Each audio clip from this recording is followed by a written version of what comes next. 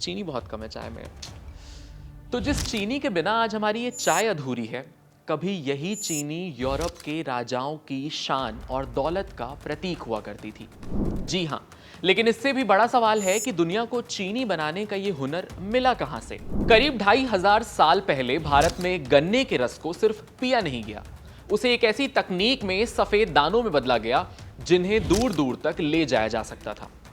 फिर भारत की यही मिठास फारस पहुंची, अरब पहुंची और यूरोप पहुंची, और देखते ही देखते एक छोटा सा सफेद दाना बन गया व्हाइट गोल्ड, यानी सफेद सोना। इसके पीछे खड़े हुए विशाल प्लांटेशन, समुद्री व्यापार और यूरोपीय साम्राज्य। चीनी ने सिर्फ दुनिया की रसोई नहीं बदली, उसने अर्थव्यवस्था और सत्ता का खेल बदल दिया। और दिलचस्प बात यह है कि जिस भारत से दुनिया ने चीनी बनाने का हुनर सीखा, एक दौर ऐसा भी आया कि जब भारत खुद चीनी आयात भी करने लगा। तो आखिर गन्ने के रस से निकला यह छोटा सा सफेद दाना दुनिया की सबसे बड़ी कमोडिटीज में कैसे शामिल हो गया? यह कहानी है आज चीनी की। जी हां, शुगर की। चीनी की कहानी सिर्फ खेत, गन्ने और कारोबार तक सीमित नहीं है। शुगर शब्द जो है वो खुद इस बात का सबूत है कि चीनी का सफर सिर्फ भारत से दुनिया तक आखिर पहुंचा कैसे।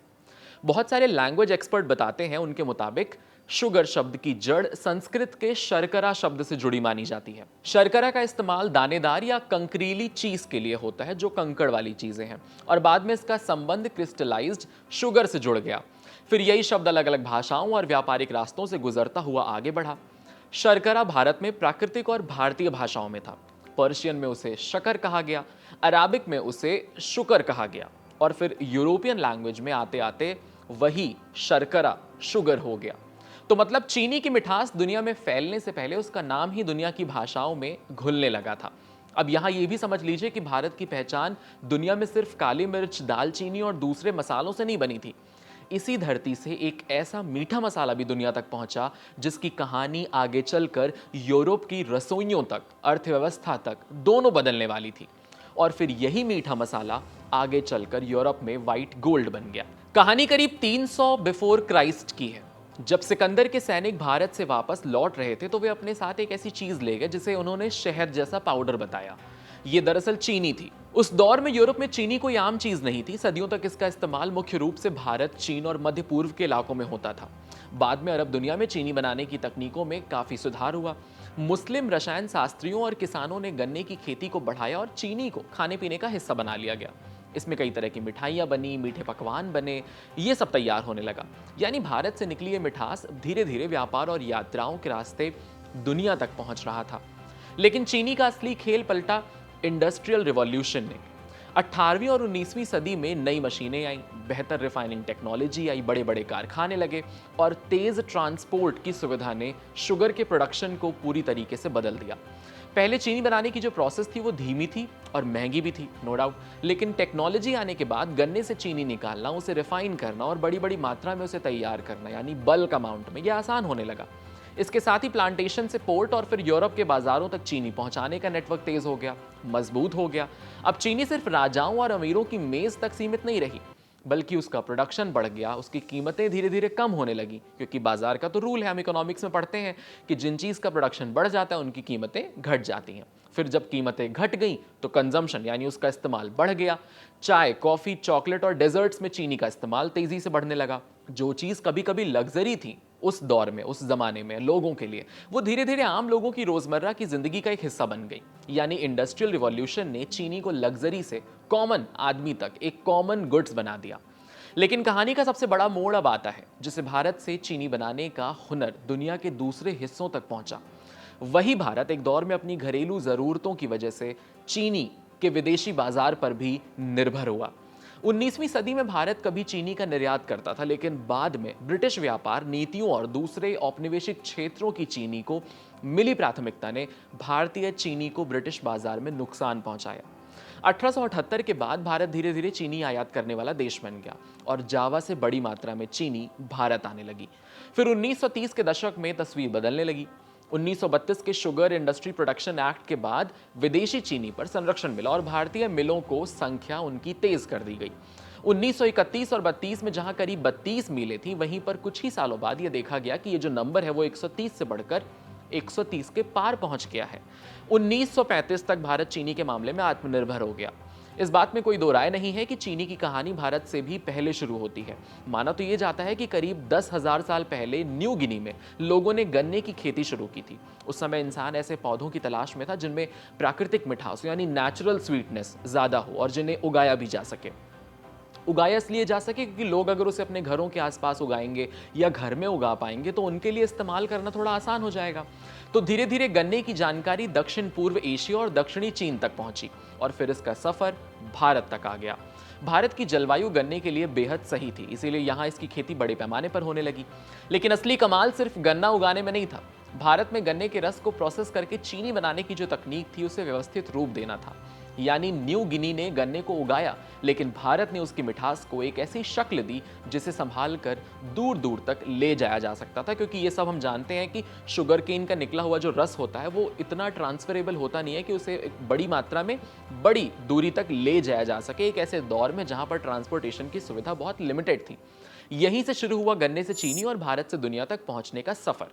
आजादी के समय भारत के सामने सिर्फ गन्ना उगाने की चुनौती नहीं थी, बल्कि सवाल यह भी था कि गन्ने को बड़ी मात्रा में चीनी में कैसे बदला जाएगा और किसानों को इसका फायदा कैसे मिलेगा। इसके लिए सरकार ने पंचवर्षीय योजनाओं में यानी 5 ईयर प्लान में शुगर इंडस्ट्री को इंडस्ट्रियल डेवलपमेंट का एक हिस्सा बना लिया। 1950 से 51 के बीच भारत का गन्ना उत्पादन करीब 5.7 करोड़ टन था। अगले साल करीब 70 सालों में यह बढ़कर 2019 और 20 के आंकड़े को अगर हम देखें तो 40.5 करोड़ टन हो गया है। यानी गन्ने का उत्पादन करीब 7 गुना बढ़ गया है। और इस बढ़ोतरी में बेहतर चीजें क्या क्या है, वो है बीज, सिंचाई, खेती की तकनीक और शुगर केन रिसर्च की एक बड़ी भूमिका रही है। ICAR के मुताबिक आजादी के बाद 115 improved sugarcane varieties develop की गई हैं। लेकिन सिर्फ खेत बढ़ाने से काम नहीं चलता, मिलें भी बढ़ानी पड़ती, क्योंकि अगर हम उगा तो लेंगे इतना ढेर सारा गन्ना, फिर उसको प्रोसेस कैसे करेंगे। और यहीं से महाराष्ट्र की कहानी शुरू होती है, जो कि बेहद खास है। और इसके अंदर महाराष्ट्र की क्या भूमिका है वो समझिए। आज़ादी के बाद किसानों ने महसूस किया कि अगर मिल किसी एक निजी मालिक की होगी तो गन्ना किसान सिर्फ कच्चा माल बेचने वाला रहेगा। इसीलिए उसे सहकारी मॉडल के थ्रू सामने लाया गया। किसान खुद मिल के सदस्य बने, पूंजी लगाए, गन्ना दिए और मिल के फैसलों में हिस्सेदारी उनकी हो गई। महाराष्ट्र के अहमदनगर में विट्ठल राव विखे पाटिल ने इस मॉडल को जमीन पर उतारने में बड़ी भूमिका निभाई थी।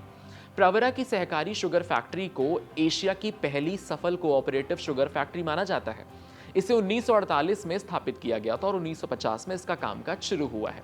इसके पीछे सिर्फ एक व्यक्ति नहीं थे, इसके पीछे बहुत सारे लोग थे। अर्थशास्त्री धनंजय राव गाडगिल जैसे सहकारिता के बड़े समर्थकों ने भी किसानों को संगठित करने और उनके कोऑपरेटिव मॉडल को मजबूत करने में एक अहम भूमिका निभाई थी। बॉम्बे स्टेट कोऑपरेटिव बैंक के जरिए शुगर कोऑपरेटिव्स को गाइडेंस देने के लिए गाडगिल की अध्यक्षता में एक सेंट्रल कमेटी भी बनाई गई थी। फिर 1954 में बॉम्बे स्टेट गवर्नमेंट ने बड़ा कदम उठाया। राज्य ने 12 जगहों पर कोऑपरेटिव शुगर फैक्ट्रीज लगाने का ऐलान कर दिया और हर फैक्ट्री के लिए 10 लाख रुपए तक का गवर्नमेंट शेयर कैपिटल देने की पेशकश की गई। इस ऐलान के बाद करीब 16 कोऑपरेटिव सोसाइटीज ने आवेदन किया। इसके बाद कोऑपरेटिव शुगर मिल्स का नेटवर्क तेजी से बढ़ गया।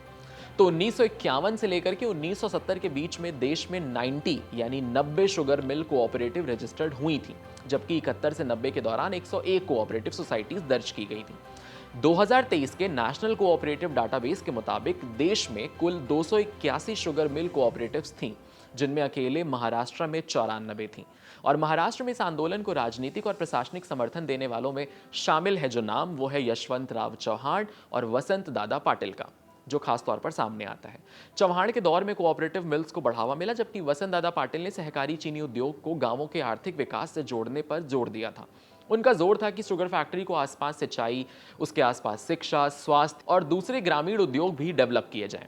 बाद में 1975 में शुगर केन ग्रोवर्स की पहली और सहकारी नेताओं के नेतृत्व में एक डेक्कन शुगर इंस्टीट्यूट बनाया गया, जिसे 1989 में वसंत दादा शुगर इंस्टीट्यूट नाम दिया गया उनके योगदान के चलते। इधर केंद्र सरकार ने भी शुगर सेक्टर को रेगुलेट करने के लिए नई नीतियां बनाई।